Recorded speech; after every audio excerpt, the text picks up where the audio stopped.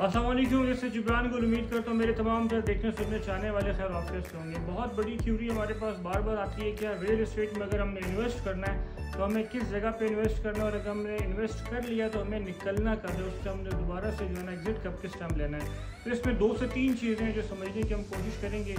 एक, वो हमारा एंड यूज़र जिसने घर बनाना है, जिसको फ़ौरन कब्ज़ा चाहिए, उसके लिए तो यार जहाँ पे भी आपने इन्वेस्ट करना है, लोकेशन जो सबसे बड़ी एक रियल इस्टेट में बात होती है कि यार आपके पास लोकेशन आपने अच्छी सिलेक्ट करनी है। जिस सोसाइटी में भी आपने घर बनाना है, क्योंकि घर आपने लाजिम बात है, मोहल्लों में तो सबके अपने अपने घर होते हैं, पुराने आबाई जहाँ पे हम सब रह रहे होते हैं। तो उसके बाद हम जब आते हैं शहर चेंज करते हैं, इस्लामाबाद कुछ लोग शिफ्ट होते हैं, कुछ लाहौर शिफ्ट होते हैं, कुछ कराची शिफ्ट होते हैं, कुछ जो है इसी तरह डिफरेंट शहरों में जाते हैं, जो मेन सिटीज़ में जाके पढ़ाई की वजह से कोई शिफ्ट होता है, कोई अपने जॉब को लेके जो है ना डिफरेंट शहरों की तरफ जाते हैं। तो यहाँ पर एक बहुत बड़ा हमारे पास चैलेंज आता है कि यार आखिर हम कहाँ पे इन्वेस्ट करें। अब फॉर एग्जांपल मैं कोयटा से हूँ, तो जब मैं इस्लामाबाद आऊँगा तो मेरे पास यार डिफरेंट ऑप्शंस तो आएंगे, बट उसमें से मैंने जब सेलेक्ट करना है तो मुझे क्या चीज़ें देखनी चाहिए। सबसे पहले आपने अगर घर बनाना है तो घर बनाने वाला माइंड सेट ये होगा कि यार मैंने ऐसी लोकेशन के ऊपर घर बनाना है जहाँ पर हॉस्पिटल, स्कूल, यूनिवर्सिटी, कॉलेज, ये भी तमाम तर चीज़ें नज़दीक हों। और अगर इसके साथ साथ वो जगह या RDA से अप्रूव भी है या नहीं है, और उस जगह पे अगर मैं घर बनाता हूँ तो ये ना हो कि पूरे मोहल्ले में सिर्फ मेरा ही घर हो।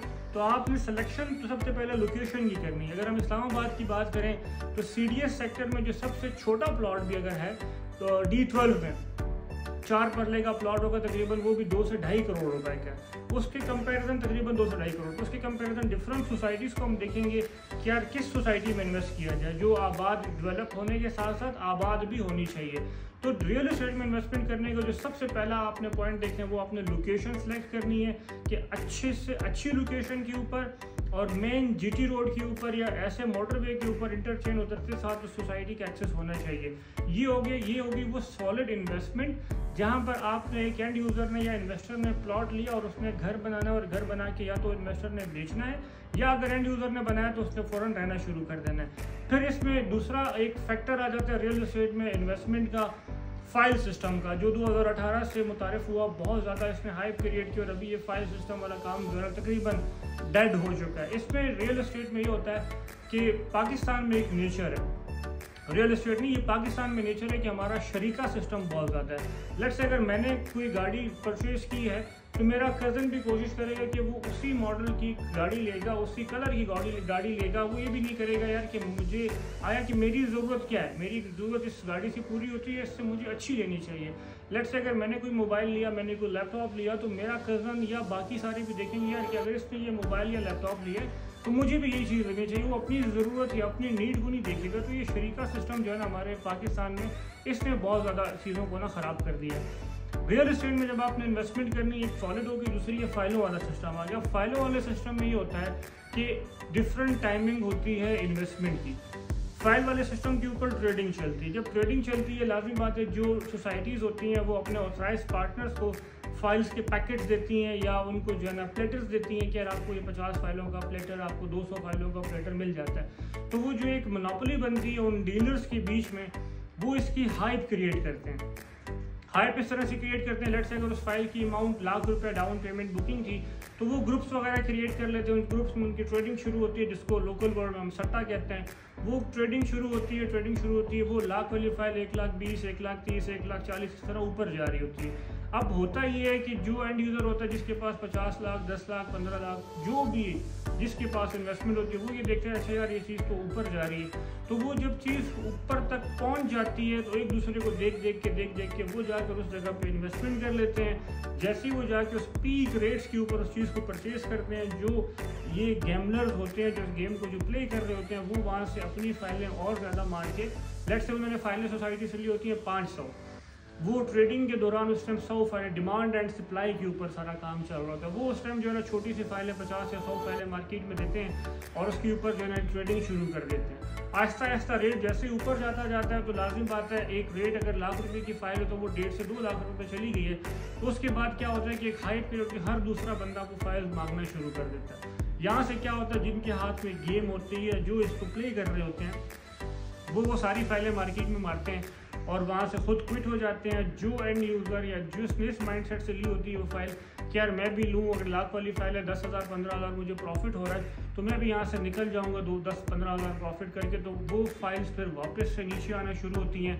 और उसकी जो फेस वैल्यू होती है एक फ़ाइल की, लेट से फाइल के ऊपर लिखा हुआ है कि ये लाख रुपए की फ़ाइल है, सोसाइटी की स्टैम्प भी लगी होती है, वो फाइल आहिस्ता आहिस्ता आते आते 50,000 70,000 30,000 रुपये में, और आखिर में वो डंप हो जाती हैं। फिर आपको मजबूरन वो फाइलें अपने पास रखनी होती हैं कि यार अगर मार्केट सही होगी तो मैं फिर इसको सेल करूँगा। फिर कुछ अरसे के बाद सोसाइटीज़ क्या करती हैं कि भाई आपको एक नोटिस दे देती हैं कि फ़लाँ तारीख तक आपने इन फाइलों को अगर सबमिट कर दिया, क्लोज़ कर दिया तो ठीक, अदर देन ये फ़ाइलें हम आपकी दोबारा एक्सेप्ट नहीं करेंगे। अब होता ये है कि जिन लोगों ने 20-20, 25-25, 30-30 फाइलें ली होती हैं उनकी फ़ाइलें वो गले में पड़ी रहती है बहुत अरसे तक।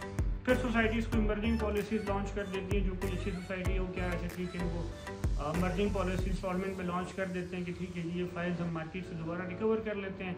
होता ऐसा है कि उन्होंने आपके पैसों के ऊपर ये सारा का सारा ये गेम बनाया होता है सोसाइटीज़ में, जो डीलर्स में भी जो ये ट्रेडिंग वाला सारा काम कर रहे होते हैं। तो आपको सिंपल एक काम करना है भाई, जिस जगह भी इन्वेस्ट करें आपने सबसे पहले, अगर फाइल सिस्टम वाली सोसाइटी में भी आपने इन्वेस्ट करना है तो आपने उसकी उस डेवलपर की क्रेडिबिलिटी देखनी है कि आया उसने ट्विन सिटीज़ में इस्लामाबाद पिंडी में प्रोजेक्ट्स कर लिए हैं, आया वो नया बंदा है। अच्छा, अगर नया बंदा कोई प्रोजेक्ट करने आ रहा है, ये नहीं है कि हम उसको ये बोलेंगे कि अरे नया बंदा है तो फारे रहे, ये प्रोजेक्ट ही नहीं करेगा। उसकी क्रेडिबिलिटी आपने ये देखनी, आया उसने ज़मीन परचेज़ कर ली है, उसका एनओसी मौजूद है, और अगर एनओसी नहीं है तो वो किस स्टेज के ऊपर, आरडीए से खुद आप पता करें। देखिए सबसे पहला फ्रॉड आपका अपना ही आपके साथ करता है।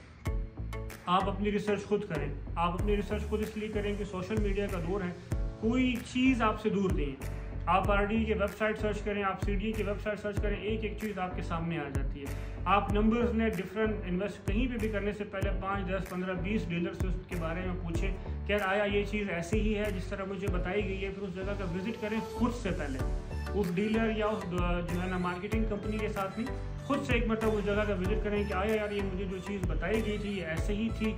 उसके बाद फिर लाजमी बात है आपने किसी न किसी पे फिर भरोसा करने, पहले अपनी वर्किंग के बाद फिर उस बंदे के साथ आप इन्वेस्टमेंट करें, डायरेक्ट सोसाइटी के अकाउंट में पेमेंट कराएं और अपनी चीज़ों को सिक्योर करें। बट रियल एस्टेट में इन्वेस्टमेंट करने से पहले सबसे पहले जो टाइम आता है वो आपने लोकेशन को देखना है। लोकेशन के साथ कोई सोसाइटी अगर एनओसी के साथ आ चुकी है मार्केट में तो फ़ौरन से पहले उसमें आप अपना प्लॉट बुक करें, क्योंकि टाइम के साथ ये रेट रिवाइज होता है। जब टाइम के साथ रेट रिवाइज होता है, आज अगर वो प्लॉट 30 लाख रुपए का आपको दिया जा रहा है, कल को लाजमी बात है रेट रिवाइज होगा, फिर रेट रिवाइज होगा। तो एनओसी अप्रूव सोसाइटीज़ को देखें, अपनी वर्किंग ज़रूर करें। Main roads, main GT roads या मोटरवेज की एक्सेस वहाँ पे होनी चाहिए। ये ना हो कि सोसाइटी जो है ना आपको बताई जा रही है कि जी मेन रोड से कोई 80 किलोमीटर, कोई 20 किलोमीटर, कोई 40 किलोमीटर अंदर है। ऐसी जगहों पे आपने नहीं जाना। लोकेशन बहुत ज़्यादा मैटर करती है। मज़ीद वीडियो के लिए दिए गए नंबर्स पर रब्ता करें। अगर आपने किसी और टॉपिक पे चाहते हैं कि हम वीडियो बनाएं तो हम कमेंट सेक्शन में हमें आगाह करें। इसके अलावा अगर हमारी वीडियो आपको पसंद आती है तो हमारे चैनल को सब्सक्राइब करें, और आपका एक शेयर और आपका एक लाइक हमारा मोराल बुलंद करता है। हम बहुत ज़्यादा मेहनत करते हैं, हर दिन आपके लिए जो है ना वीडियोज़ हम बना रहे होते हैं, तो हमारी टीम का भी मोराल बुलंद होगा। वस्सलाम।